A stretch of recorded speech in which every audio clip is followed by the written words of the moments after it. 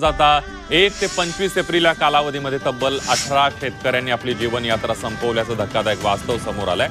नापिकी, कर्जबाजारीपणा, शेतमालाला नसलेला योग्य भाव यामुळे शेतकरी आत्महत्या करतायत। सरकारी आकडेवारीनुसार 1 जानेवारी ते 25 एप्रिल पर्यंत म्हणजे 4 महिन्यामध्ये 64 शेतकऱ्यांनी आत्महत्या केल्याची नोंद आहे। याशिवाय मग त्याने गेल्या एप्रिल महिन्यात त्या यवतमाळ जिल्ह्यामध्ये 25 शेतकऱ्यांनी आत्महत्या केली। आता याचं काय कारण असं? ह्या निर्लज्ज सरकारनं कर्जमाफीची घोषणा करून 3-4 महिने होऊन गेले आणि त्या जिल्ह्यामध्ये त्या शेतकऱ्यावर ओला दुष्काळ पडला। इतकं पाणी आलं त्या ओला दुष्काळात का त्यांची जे उत्पन्न आहे, ज्यांचं जे पीक आहे ते पूर्ण डुबून गेलं। वरतून शेतकऱ्याच्या माल भावाले भाव नाही, 1 रुपयाचा भाव नाही, कांदा 1 रुपया किलो चाललाय। म्हणून या शेतकऱ्यावर अशी पाडी आली। 25 शेतकरी आत्महत्या केली तर विचार करा पूर्ण महाराष्ट्रात किती शेतकऱ्यांना आत्महत्या केली असेल।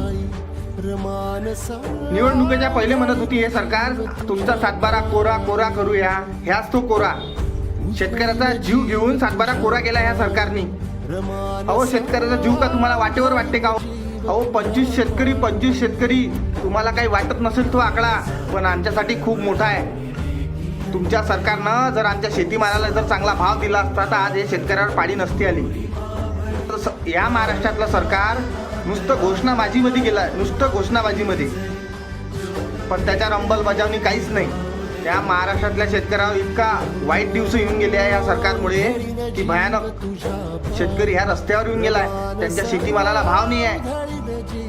जे शेतीला लागणारे उपकरण आहे, जे खत बियाणे आहे, जे दवाई आहे, औषधी आहे, ते खूप महाग झाले आहे। याला कोण दोषी आहे हो या आत्महत्येला?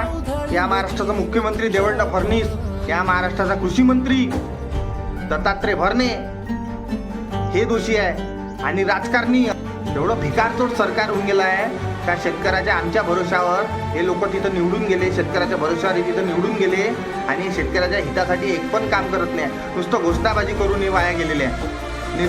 अहो लाज वाटू द्या हो, शेतकऱ्याचा जीव एवढा सस्ता नाही आहे। थोडा तरी विचार करा शेतकऱ्याचा। आपले लोक माल विकून गेल्यानंतर शेतीमालाला भाव देतात। आज कापूस 10,000 रुपये क्विंटल आहे, पण शेतकऱ्याजवळ कापूस नाही आहे।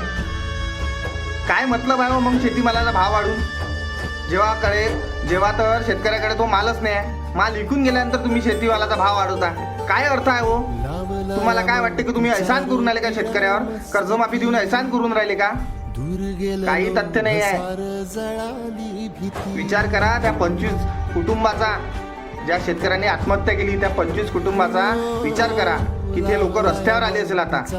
अरे वेळेत तुम्ही कर्जमाफी केली नाही, अरे किती सहन करणार आहे हो शेतकरी? तुमचं किती सहन करणार आहे मला सांगा?